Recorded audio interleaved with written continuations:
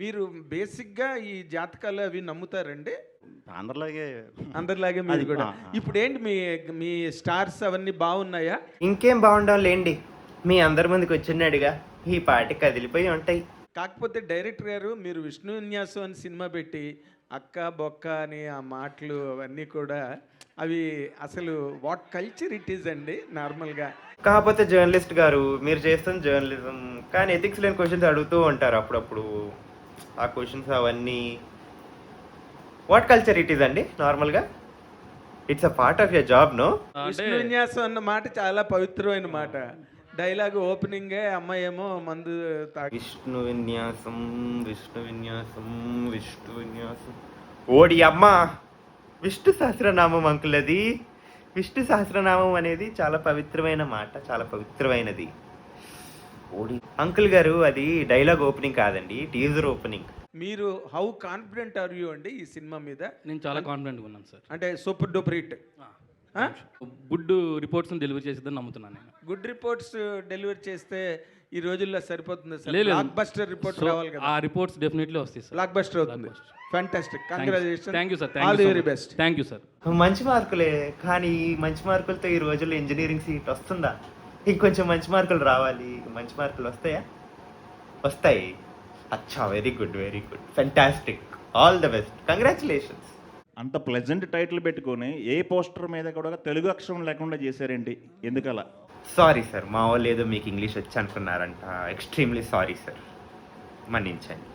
మొత్తం తెలుగే పెట్టమని మొన్నే చెప్పాం, మళ్ళీ ఇవి వచ్చినాయండి. అల్లుడు అదుర్సంటూ కొంత పోగొట్టుకున్నారు, అరోమ్ హరా అని మరికొంచెం పోగొట్టుకున్నారు.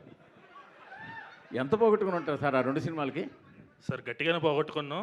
కానీ అసలు ఎంత పోగొట్టుకున్నారు సార్ అల్లుడు అదర్స్లో? మూర్తి గారు, మన బొక్కలు మనం చూసుకోవాలండి.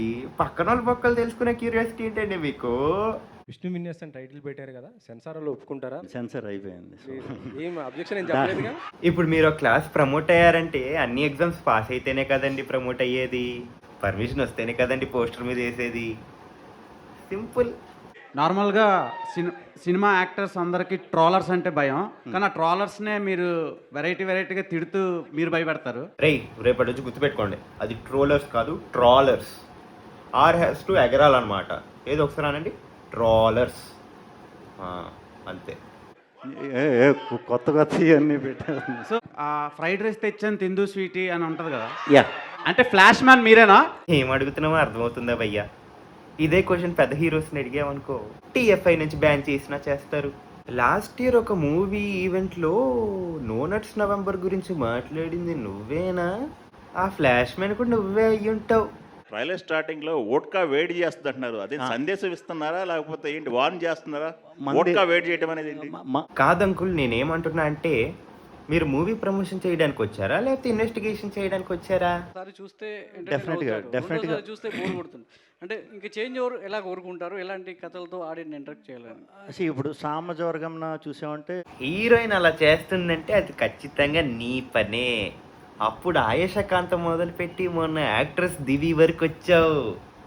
ఇది ఖచ్చితంగా నీ పనే. మీరు ఆల్రెడీ అతన్ని గెస్ట్ చేసి ఉంటారని నాకు తెలుసు. కమెంట్ సెక్షన్లో అతని పేరు పడేయండి, చూద్దాం.